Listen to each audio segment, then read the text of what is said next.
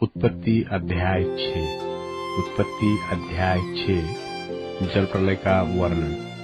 फिर जब मनुष्य भूमि के ऊपर बहुत बढ़ने लगे और उनके बेटियां उत्पन्न हुई, तब परमेश्वर के पुत्रों ने मनुष्य की पुत्रियों को देखा कि वे सुंदर है, सो उन्होंने जिसको चाहा उनसे ब्याह कर लिया। और यहोवा ने कहा, मेरा आत्मा मनुष्य से सदा विवाद करता न रहेगा, क्योंकि मनुष्य भी शरीर ही है।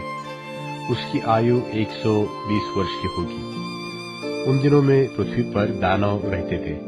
और इसके पश्चात जब परमेश्वर के पुत्र मनुष्य की पुत्रियों के पास गए, तब उनके द्वारा जो संतान उत्पन्न हुए, वे पुत्र शूरवीर होते थे, जिनकी कीर्ति प्राचीन काल से प्रचलित है।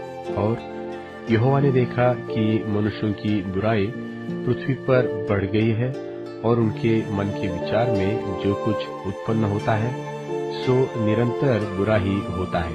और यहोवा पृथ्वी पर मनुष्यों को बनाने से पछताया, और वह मन में अति खेदित हुआ।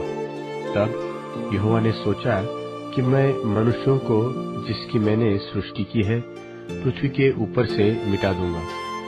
क्या मनुष्य, क्या पशु, क्या रेंगने वाले जंतु, क्या आकाश के पक्षी, सबको मिटा दूंगा, क्योंकि मैं उनके बनाने से पछताता हूँ।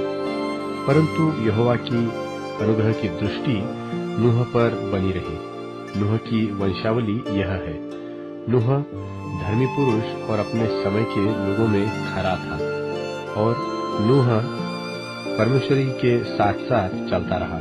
और नूह से शेम और हाम और येपेत नाम 3 पुत्र उत्पन्न हुए। उस समय पृथ्वी परमेश्वर की दृष्टि में बिगड़ गई थी और उपद्रव से भर गई थी। और परमेश्वर ने पृथ्वी पर जो दृष्टि की, तो क्या देखा कि वह बिगड़ी हुई है, क्योंकि सब प्राणियों ने पृथ्वी पर अपनी अपनी चाल चलन बिगाड़ ली थी।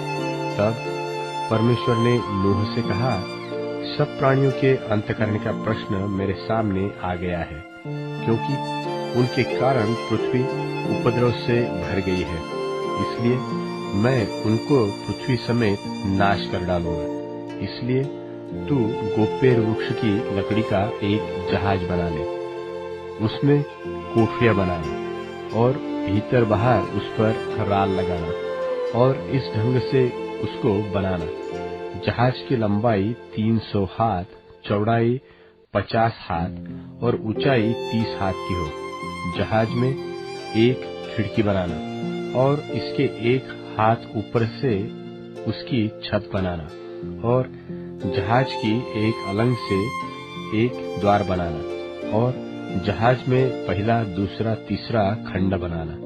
और सुन, मैं आप पृथ्वी पर जल प्रलय करके सब प्राणियों को जिनमें जीवन की आत्मा है आकाश के नीचे से नाश करने पर हूँ, और सब जो पृथ्वी पर है मर जाएंगे। परंतु तेरे संग मैं वाचा बांधता हूँ।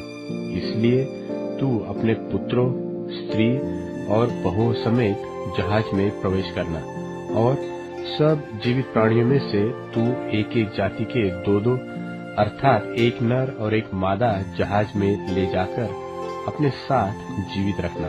एक एक जाति के पक्षी और एक एक जाति के पशु और एक एक जाति के भूमि पर रेंगने वाले सब में से 2-2 तेरे पास आएंगे कि तू उनको जीवित रखे। और भांति भांति का भोज्य पदार्थ जो खाया जाता है उनको तू लेकर अपने पास इकट्ठा कर रखना, सो तेरे और उनके भोजन के लिए होगा। परमेश्वर की इस आज्ञा के अनुसार नूह ने किया।